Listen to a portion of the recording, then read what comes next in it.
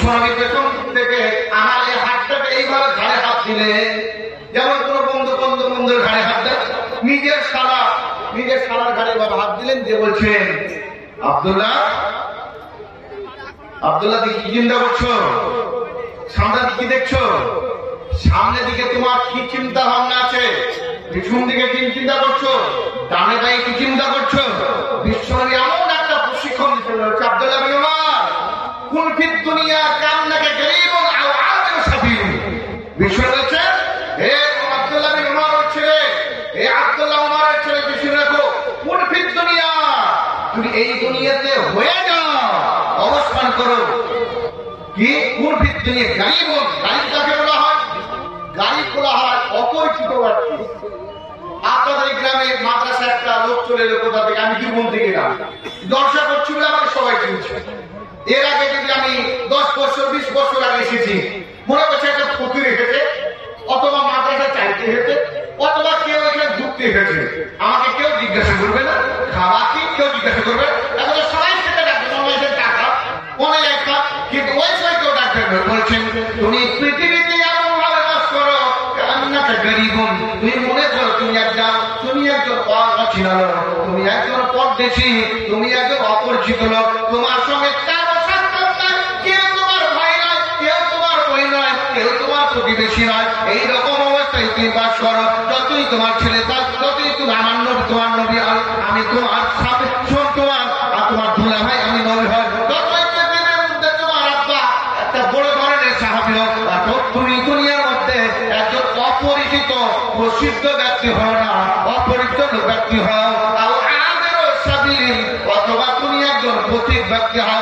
রাস্তায় যেতে যেতে তুমি বোতল বাড়ি থেকে যাবা, তুমি মাথায় করে কোনো খাবার নিয়ে আসছো, হাঁটতে আসছো, এখন যানের ব্যবস্থা, যানবাহনের ব্যবস্থা, এমন একটা যুগ ছিল, হেঁটে হেঁটে তারা নিজের রাস্তা দিয়ে আমাকে চলে গিয়েছেন, ওই রাস্তা পর্যন্ত বসে হেঁটে হেঁটে এইরকম রাস্তায় হাঁটতো, আর তোদের তৃষ্ণা লেগেছে, তুমি তৃষ্ণাক্ত হয়ে যেত, কিন্তু আমি জাগ্রত অবস্থা আছো, রোজার অবস্থায় আছো, রাস্তায় যেতে যেতে একটা বড় পেকড় গাছের কাছে, কোন একটা আমের গাছের তলায় একটু বিশ্রাম করে একটু ঘুমিয়ে নি, পিপাসা লেগেছে, হঠাৎ আসরের আজান হয়ে গেছে, 8 ঘন্টা সময় আছে, 8 ঘন্টা দিন রোজা অবস্থা উল্টো বাড়ি থেকে, সেই ব্যক্তি গাছে যা পুতলা পুতলি ছিল, ওই গাছের তলাতে ঘাড়ে করে হাঁটতে লাগলো, কেউ চিনল না, তার ভাগ্যের কোনো ঠিকানা না, আর ওই গাছের তলায় তার ভালোবাসা না, গাছটা শুধু সাময়িক আরাম করলো, সাময়িক শুধু শরীরের মধ্যে একটু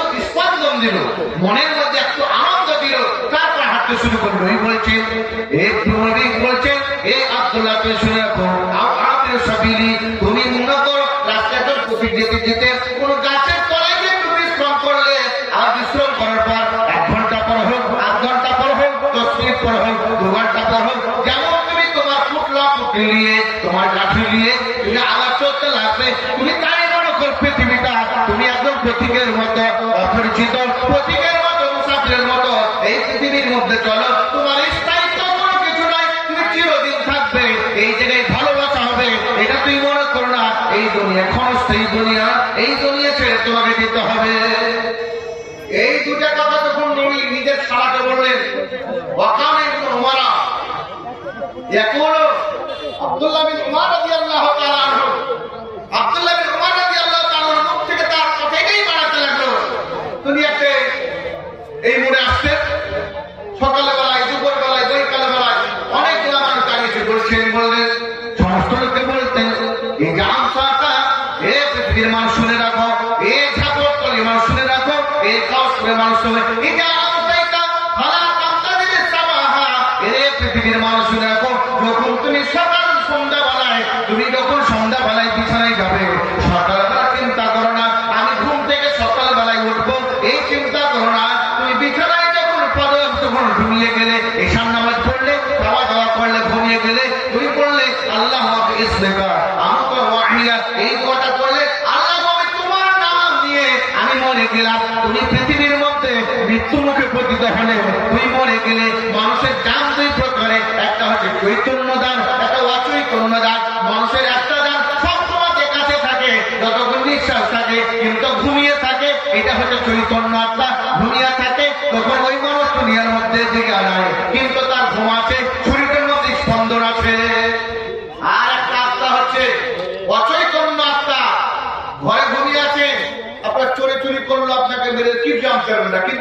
আত্মা আছে, শরীরের মধ্যে আত্মা আছে, কিন্তু আমি জানতে পারলেন আপনার কাছ থেকে পকেটে টাকা বের করে নিল, বাড়ি ঘর সব চুরি করলো, কিন্তু আপনার শরীরে আত্মা আছে। আপনার আসল আত্মাটা আল্লাহ কেড়ে নিয়েছে, বলেছেন আল্লাহ আল্লাহ আমি তোমার নাম নিয়ে মরে গেলাম, আল্লাহ আপনার আত্মাটাকে কাছে নিয়ে এসে ধরে আসে। যখন সকালবেলা হবে তখন বলবে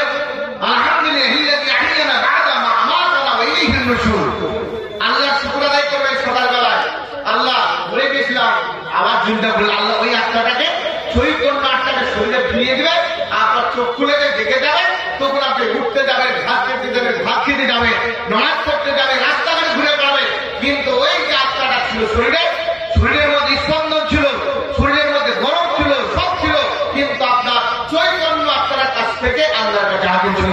আল্লাহ ইচ্ছা করবে যখন অচৈতন্য আত্মাটা কেড়ে নেবে, তখন আপনি মৃত্যুরূপে থাকবে, আপনার কান দিয়ে শুনে কেউ দেখবে না, আপনি এইরকম হয়ে থাকবে। বিশ্বনবী সাহাবী আব্দুল্লাহ বিন উমর বলেছেন, এ পৃথিবীর মানুষেরা, এ বাজারের মানুষ শুনে রাখো, ওয়াকানে উমরা ওমর সব সময় বলতে থাকতেন, এটা আমসাইতা, যখন তোমরা সন্ধ্যার সময় বাড়িতে ফিরে আসবে, বাড়িতে আসবে, স্কুল থেকে আসবে, কলেজ থেকে আসবে, ব্যবসা বাণিজ্য থাকবে, যে কোনো কাজ থেকে বাড়িতে যখন ফিরে আসবে,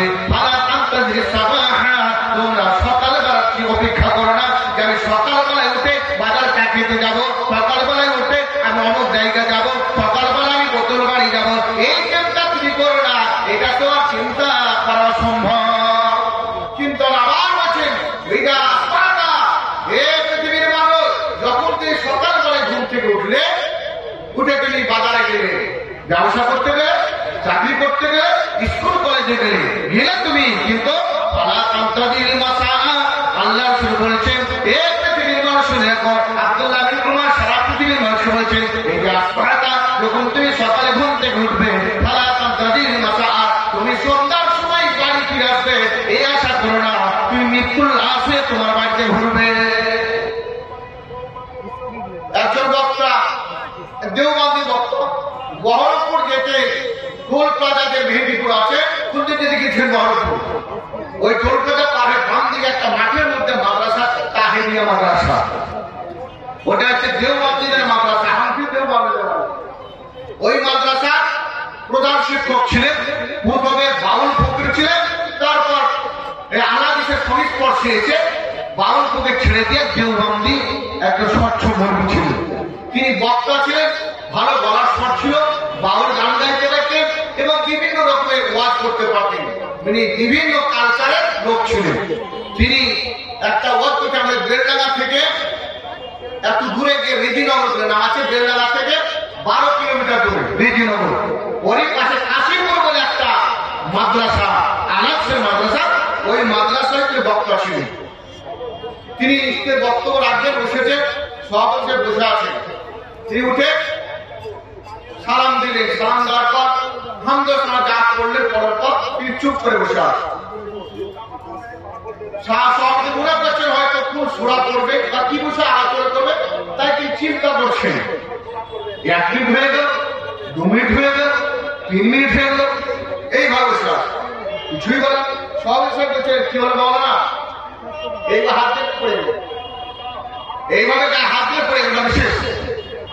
ওই চৌকার সময় ছিল, বক্তব্য দেওয়া হলো না, মানুষের সামনে উপস্থাপন করা হলো না, কি বলবেন, আর স্কুলের মুখটাও দেখা হলো না। আমি বাড়ি থেকে এলাম, আর স্কুলে মাদ্রাসাতে প্রধান শিক্ষক ছেলেদের কিছু শিক্ষা দেওয়া হলো না। নিশ্চয়ই এমন একটা জিনিস, ওই জায়গাতে গিয়ে ওই জায়গাটা লেখা ছিল ওখানে হবে মৃত্যু। আল্লাহ রাব্বুল আলামিন তাই কোরআন সূরা লুকমান সূরা নাম্বার 31 আয়াত নাম্বার 34 আনছি বলা হয়েছে, আল্লাহ বলছেন, হে পৃথিবীর মানুষ, কোন আত্মা জানে না, কোন ব্যক্তি জানে না, কোন মাটিতে কোন জমিনে তার মৃত্যু হবে, সেই ব্যক্তি কেউ জানে না। আজ বাড়ি তোমার এখানে, তোমার মৃত্যু হবে গিয়ে রায়গঞ্জে, এটা তোমার জানা নাই, কোন জায়গায় মৃত্যু হবে কারো জানা নাই। অতএব পৃথিবীর মধ্যে তুমি নিজের শরীরকে নিয়ে অহংকার করো না, মরতে হবে এটা নিশ্চিত। অতএব আব্দুল্লাহ বিন উমর লোককে বলছেন, যখন তুমি যখন সকালবেলায় ঘুম থেকে উঠবে, তুমি রায়গঞ্জ গেলে, তুমি ডালখোলা গেলে, কিষানগঞ্জ গেলে, আবার কোনো জায়গায় সফরে গেলে, তুমি চিন্তা করো না, ফালা পাঁচ দিনের মাসা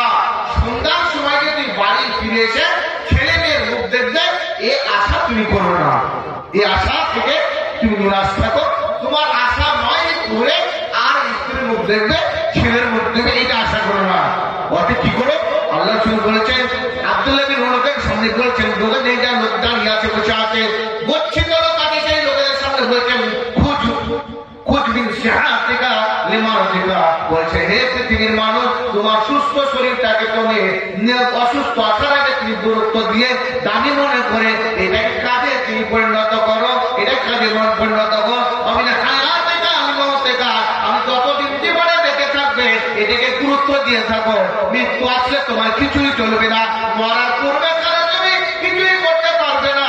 অতএব মৃত্যুর আগে পর্যন্ত তুমি কাম করে নাও, ভালো কাজ করে নাও, পৃথিবীর মধ্যে একদম সৎপরায়ণ লোক হয়ে যাও, পৃথিবীর মধ্যে তুমি দিনদার ব্যক্তি হয়ে যাও, নেক আমল করে যাও। তুমি মৃত্যুর কামনা করো না, মৃত্যুর কামনা করো না। আবু হুরায়রা রাদিয়াল্লাহু তাআলা আনহু তিনি বর্ণনা করছেন, বিশ্বনবী সাল্লাল্লাহু তাআলা আলাইহি ওয়াসাল্লাম তিনি বলছেন, ওয়া আবি হুরায়রা রাদিয়াল্লাহু তাআলা আনহু قال قال رسول الله صلى الله تعالى عليه وسلم لا يتمنين احدكم الموت। বিশ্বনবী বলছেন, কখনো না তোমরা মৃত্যুর কামনা করো না, কখনো না তোমরা মৃত্যুর কামনা করো না, কখনো না তোমরা মৃত্যুর কামনা। ফাইকানা লাবুদ্দা ফাইনা, যদি তোমাদের মৃত্যুর কামনা করতে হয়, কোন কারণে যদি করতে হয়, ফাইয়া কবি আল্লাহুম্মা ইনি মা কানাতিল হায়াতু খায়রুনি ওয়া তাওফানি ইদা কানাতিল ওয়াফাতু খায়রুনি, এই দোয়াটা মুখে পড়বে। কতদিন আছে দোয়াটা মুখস্থ? মৃত্যুর কামনা করবেন না। যদি করার ইচ্ছা আছে বলবেন। কোন কারণবশত আপনি দেখছেন এই গ্রামটা পুরো একদম আমার ইমান নষ্ট হয়ে যাবে, এমন অবস্থা হয়েছে, আমি ইমান নষ্ট হয়ে যাবে, আমাকে এনকাউন্টার করে মারা হবে, আমাকে আমার ইমান নষ্ট হয়ে যাবে, আমাকে উন্মুক্ত করা হবে, উলঙ্গ করা হবে, আমার স্ত্রীকে আমার সঙ্গে উলঙ্গ করা হবে। এই অবস্থায় একটা না কিছু বলে, আল্লাহ আমার তুমি মৃত্যু দিয়ে দাও। বিবি আসিয়া আল্লাহর কাছে কাঁদছেন, বলছে, ইয়া বিবি ইন্দাকা বাইতান ফিল জান্নাহ ওয়া লা তিরমির ফিরআউন আমালিহি ওয়া লা তিরমির আল কওমি যালিমিন। ফিরআউনের স্ত্রী বলছে, আল্লাহ আমি তো মরে যাব, আমার শরীরে কাপড় নাই, আমার বুকের উপর পাথর চাপানো হলো, হাতে পায়ে বড় বড় কাটা মারা হলো, উত্তপ্ত বালির উপর চাপানো হলো, আমার পিঠের চামড়া সব উঠে গেল, আল্লাহ তো মরে যাব, মরে যাব, আমাকে তো মারবে এরা। আল্লাহ তুমি আমাকে তোমার জান্নাতখানা দেখাও, তোমার পাশে আল্লাহ তুমি আমাকে ওই জান্নাতখানা দেখাও, যার জন্য স্বামী ছাড়লাম, যার জন্য আমি জান দিচ্ছি, আল্লাহ তুমি আমাকে দেখিয়ে দাও। আল্লাহ বলছেন ফেরেশতাদেরকে বলছেন, এ ফেরেশতারা ওই জান্নাতটাকে দেখিয়ে দাও, বিবি আসিয়াকে দেখিয়ে দাও, ফিরআউন কাফেরের স্ত্রীকে দেখিয়ে দাও, তার জন্য জান্নাত তৈরি করা হয়েছে।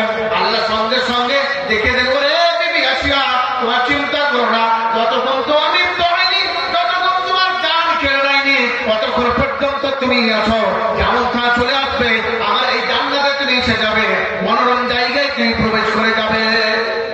মৃত্যুর কামনা করলে দুটো শব্দ ব্যবহার করবেন।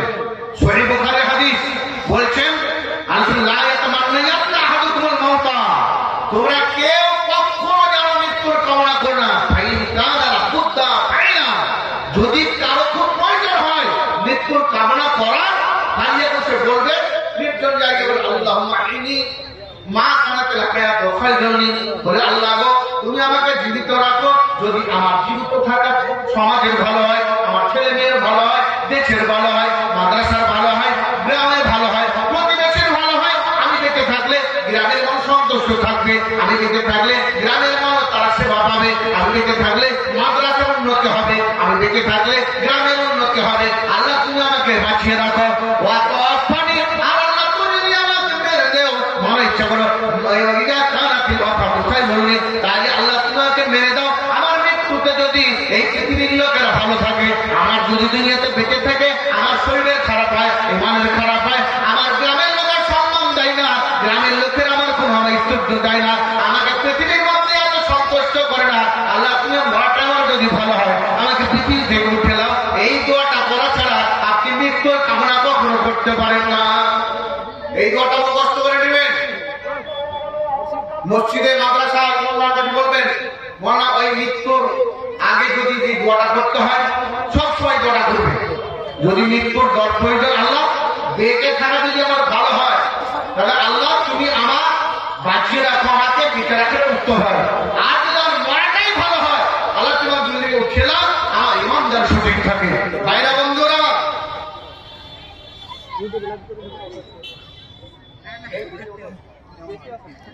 এখানে তো ফতোয়া দিলেন সভাপতি সাহেব, এগুলো ফতোয়া দাওয়াত দিব, কিন্তু এগুলো তো সব নতুন জিনিস কিছু নয়। আপনি যত করে নিজের বাপের জন্য, মায়ের জন্য, ভাইয়ের জন্য, সমস্ত লোককে যৌথভাবে নিয়ে আপনি দাঁড়িয়ে যে হাত তুলে দোয়া করে, এটা শরীরের কোথাও প্রমাণ নয়। শুধু আপনি আত্মীয়স্বজনকে নিয়ে কবরের পাশে দাঁড়িয়ে মুখে করবেন আল্লাহ সাব্বিত আত্মমাহু আল্লাহ সাব্বিতহু বিকৌলি সাবিত, এই দোয়া করতে পারেন। বাদ বাকি ঘন্টা ঘন্টা হাত তুলে দোয়া করলে, ভাড়া করে মন্দির এসে সপ্তাহে সপ্তাহে গেলে, সকালে সকালে গেলে ভাড়া করে, এগুলা সব অবৈধ, এগুলা সব শরীর ভিত্তিরা বিরাট সমস্যা। এরকম দোয়া করা শরীর সম্মত নয়। যা হোক, এই ব্যাপারে অনেক কিছু আলোচনা হয়, এটা সে আলোচনার জায়গা না। এগুলো কিছু এমন লোক আছে মাথায় জীবনের পয়সা নিয়ে ওই এই পয়সা দিব না। অনেকে বলবে আমার বাপ দ্বারা কিছু কবর দোয়া করতে যখন পাবো না, আর মানুষের পয়সা দিব না, বানিয়ে দেবো। অতএব এটা একটা অন্য ব্যাপার দোয়া, কথা দোয়া দরকার। আমি একটু কাটলে আমার মরা সাহেব বলবেন, তা আমি আপনাকে বলছি মৃত্যুর আগে শুধু যেই মাত্র এই দোয়াটা করতে পারে, বাদ বাকি আল্লাহ মরণ দাও, মরণ দাও, এই কথা করবেন না। মরণ দাও ওই কথা করবেন। বিশ্বনী বলেন কিয়ামত ততক্ষণ পর্যন্ত হবে না। হাদিসটা বর্ণনা করছেন আবু হুরায়রা, সহিহ মুসলিমে 54 নম্বর হাদিস, সহিহ মুসলিমে 54 নম্বর হাদিস। হাদিসটা বর্ণনা করছে আবু হুরায়রা, এই বিশ্বনবীর কাছ থেকে 5374টি হাদিস বর্ণনা করছেন। বিশ্বনবী বলেন ওয়া আবি হুরায়রা রাদিয়াল্লাহু তাআলা আনহু قال رسول الله صلى الله تعالى عليه وسلم لا تذهب الدنيا। বিশ্বনবী বলেন এই দুনিয়া নষ্ট হবে না, রাত দিন যাবে না, রাত দিন বিনষ্ট হবে না। হাত্তা ইয়ামুররা রাজুলু আলাল কবরে ফায়াতামাররাগু আলাইহি। আল্লাহ রাসূল বলেন ওই ব্যক্তি আমার কতক্ষণ পর্যন্ত হবে না, পৃথিবী নষ্ট হবে না, রাত দিন বিবর্তন হবে না, রাত দিন নষ্ট হয়ে যাবে না, যতক্ষণ পর্যন্ত খাউসপুরে একটা লোক, ঠাকুরতলায় একটা লোক, আমতলায় একটা লোক, টেমারপুরে একটা লোক, সাতখানের একটা লোক, আশেপাশে যে কোনো একটা লোক রাস্তা দিয়ে কবরস্থান থেকে ফায়াতামাররাগু আলাইহি, কবরকে জড়িয়ে ধরে বলবে ও কবর বাঁচে, ইয়া লাইতানি কুনতু সাহিবা হাযা কবরে। কবর বেঁচে বলবে কবরের ভিতরে আব্বা শুয়ে আছে, কবরের ভিতরে মা শুয়ে আছে, কবরের ভিতরে একদম যোগ্য আলেম শুয়ে আছে, গ্রামের একদম সৌন্দর্য ব্যক্তি শুয়ে আছে। ওই ব্যক্তির কবরকে জড়িয়ে বলবে এই আব্বা তুমি দুনিয়ায় উঠেছো, ওই ভিতরে আমি এখন ঢুকে দেখিনি। কবরে ঢুকতে চাইবে নিজে, আর আব্বাকে বলবে আব্বা তুমি উপরে এসো, আমি একবার ওখানে ঘুমাবো। কেন শুতে চাইবে? আলো শুনছে লাইসা বিহি দ্বীন, ওই ব্যক্তির কাছে কোনো দিন না, ঈমান না, ঈমানের বেলা বলছেন না। ঈমানের কারণে কবরে কাঁদছেন না, ঈমানের কারণে মৃত্যুর জন্য চাইছেন না, ঈমানের কারণে মৃত্যুর জন্য কাঁদতে বলছেন না। কেন? ইল্লাল বালা, শুধুমাত্র স্ত্রীর কাছে মার খাচ্ছে, বইয়ের কাছে মার খাচ্ছে, বেটার কাছে মার খাচ্ছে, পোতার কাছে মার খাচ্ছে, প্রতিবেশী গাল দিচ্ছে, তখন বলছে দুনিয়ায় থাকবো না, আমি কবরে ঢুকে যাবো। বিষ্ণু বলছে এইরকম সময় তোমার এসে যাবে, তুমি মৃত্যুর কামনা করতে হবে না, আল্লাহর যখন প্রয়োজন হবে তোমাকে দুনিয়া থেকে উঠিয়ে নিবে। অতএব তুমি শুনে রাখো, তুমি দুনিয়াতে যদি নেককার ব্যক্তি হও, দুনিয়াতে তোমার ভালো হবে, আর দুনিয়া থেকে চলে গেলে তোমার পৃথিবীর মধ্যে তোমার ইমাম যদি থাকে তোমার ভালো হবে, তুমি শান্তির জায়গায় পৌঁছে যাবে। আবু কাতাদা